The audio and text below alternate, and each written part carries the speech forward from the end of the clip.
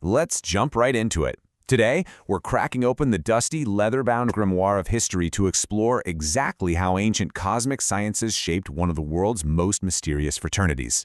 In this explainer, we're going to look really closely at the deep, hidden intersections of Freemasonry, astrology, and cosmology. So let's start by challenging our entire perspective on where ancient wisdom is actually preserved.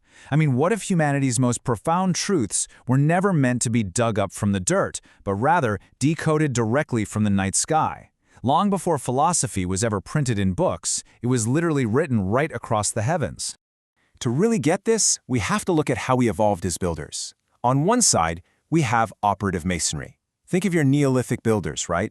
The ones hauling and manipulating massive stones to measure the earth and build physical structures. But then, on the other side, we see this incredible shift to speculative masonry. These were the later philosophers and alchemists who had a massive realization. They figured out that the exact same geometry used to build a physical temple could be used to build the human soul. They weren't just using blueprints of the earth anymore. They were using celestial maps. Part 1. Introduction. The Miniature Universe. You know, early humanity thrived by looking up to the starry vault for divine meaning. They operated on that core hermetic principle you've probably heard, as above, so below. The idea was, if the universe is a perfectly ordered temple, then a physical temple down here should be a perfectly ordered miniature universe.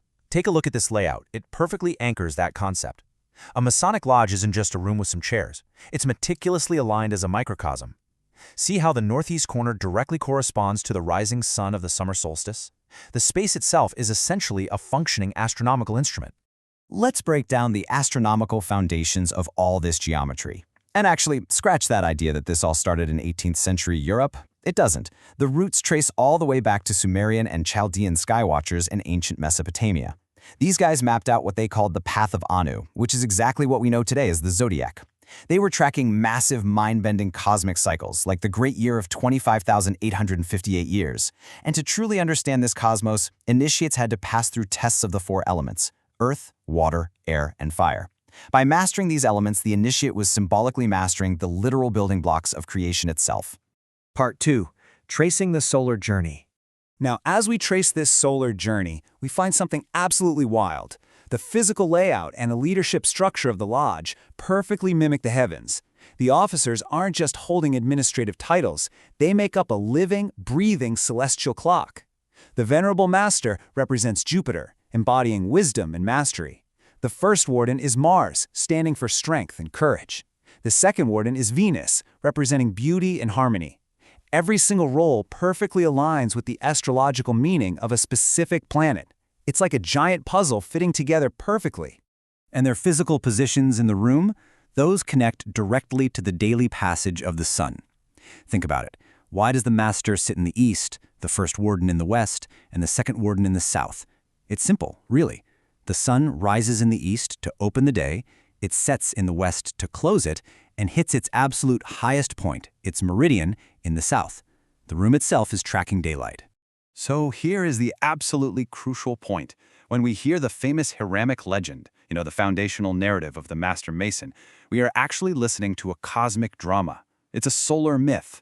The quote-unquote murder of the central figure is allegorically the sun being slain by the three autumnal months. September, October, and November are the ones striking the fatal blows as the days grow shorter and colder, right before the sun is carried away by the wintry signs of the Zodiac toward the Winter Solstice.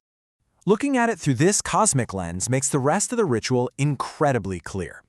In the story, 12 fellowcrafts are sent out to search for the lost body.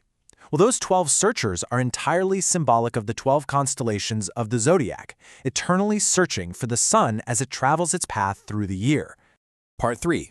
Zodiacs and Planetary Architecture. Shifting our focus out to the broader starry vault, we can see that early Masons preserved some seriously advanced astronomical mechanics strictly through geometry. Notice the solstitial and equinoxial colors here. These are the celestial meridians mapping out the sky. This is not just your basic high school geometry. It is a highly sophisticated system for tracking celestial time. They encoded the absolute limits of the solstices and the precise balance of the equinoxes right into their tracing boards. Take the really famous symbol of the point within a circle, bounded by two parallel lines. Now, you might hear some basic moral interpretations for this if you ask around, but its true, much older nature, it's an ancient map of the solar system. The central point right there in the middle is the Earth. The circle is the sun's apparent path around us. And those two parallel lines on the sides, they are literally the tropics of Cancer and Capricorn. They represent the absolute cosmic limits of the sun's annual journey north and south.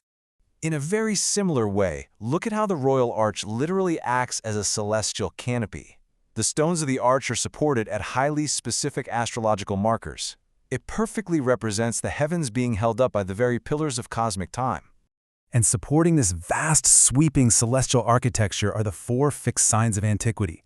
We've got the lion for Leo, the eagle for Scorpio, the ox for Taurus, and the man for Aquarius. You will see these 4 powerful emblems absolutely everywhere. I mean everywhere, from Ezekiel's biblical visions to the Book of Revelation, all the way to modern Masonic banners. They represent the 4 great angles of the heavens, exactly where the solstices and equinoxes were located over 4,000 years ago. But hey, it goes even deeper than just the architecture. Even the core philosophical tenets of the Enlightenment itself, liberty, equality, and fraternity, are inextricably linked to the cosmos. Specifically, they tie straight into the air signs of the Zodiac, which represent the spirit and the intellect. Equality is balanced by Libra.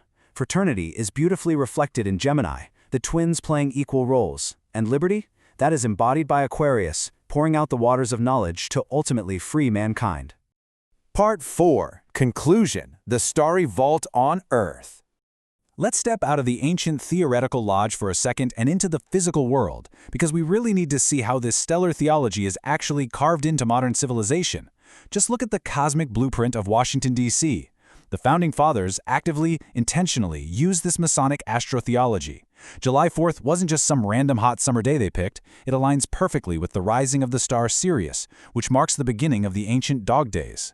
The Federal Triangle physically mirrors the stars Arcturus, Spica, and Regulus right there on the ground. And across the entire city, there are 22 full zodiacs hidden in plain sight, with a heavy, highly deliberate architectural focus on the constellation Virgo. In fact, if you are ever in D.C. between August 10th and the 15th, you have to look down Pennsylvania Avenue. As the sun sets, it aligns perfectly over the avenue. And if you're standing at a specific vantage point, a stone pyramid in the old post office tower perfectly occludes the solar disk, exactly while the constellation Virgo sits right above the White House. Let that sink in. The city is a colossal, city-sized astronomical clock built specifically to honor the cosmos. Now, it is really important to remember that these celestial references are not some kind of ancient idolatry or pagan sun worship. For these builders, this was a profound, deep reverence for the universal creator. By observing the perfect, unwavering cosmic order of the stars, they truly believed they were observing the literal handiwork of the divine. Ultimately, Freemasonry acts as a living, breathing time capsule. The symbols, the complex geometry, the rituals, they are astronomical memories. They preserve mankind's original, awe-inspiring relationship with the stars. They echo a time when we all looked up to find our moral and spiritual compass. Which leaves us with a really fascinating final thought to chew on. If our most ancient institutions and the very layout of our capital cities are perfectly synchronized with the turning of the cosmos, what hidden celestial clock is guiding our society today? So the next time you walk past a massive monument or an old stone building, don't just look at the dirt it's built on. Look up and wonder what stars it just might be pointing toward. Thanks for hanging out with me for this explainer. Keep learning and always keep looking up.